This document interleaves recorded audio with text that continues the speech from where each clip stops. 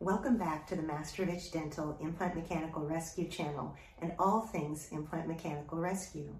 Many times doctors or their team ask about the healing abutment indication at the bottom of the referral form and want to know if our office is providing a healing abutment. That's why the referral form does say if the referring or the restoring doctor want to have a healing abutment placed at the end of the procedure to hold the tissue until the doctor sees them again, then they need to give that healing abutment to the patient to bring, or they can send it directly to us. In the absence of a healing abutment, a very good option is the alternate that Dr. Mastrovich does, and that's the silicone plug. It will also hold the tissue. It's just not intended to hold the tissue as long as the healing abutment because that is a longer term.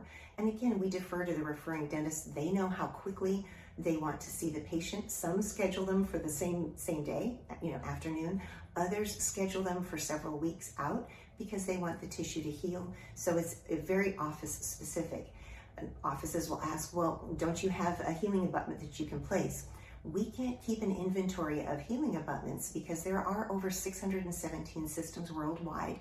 Of those, 97 are approved by the FDA for use in the US, and Dr. Mastrovich has worked with over 50 systems.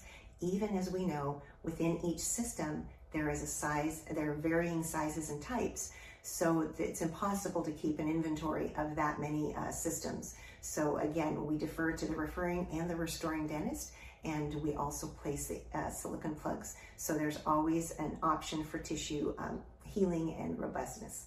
Thank you again for tuning in, and we look forward to helping you on your journey to implant mechanical rescue and retrieval. And please tune in next time for our next show.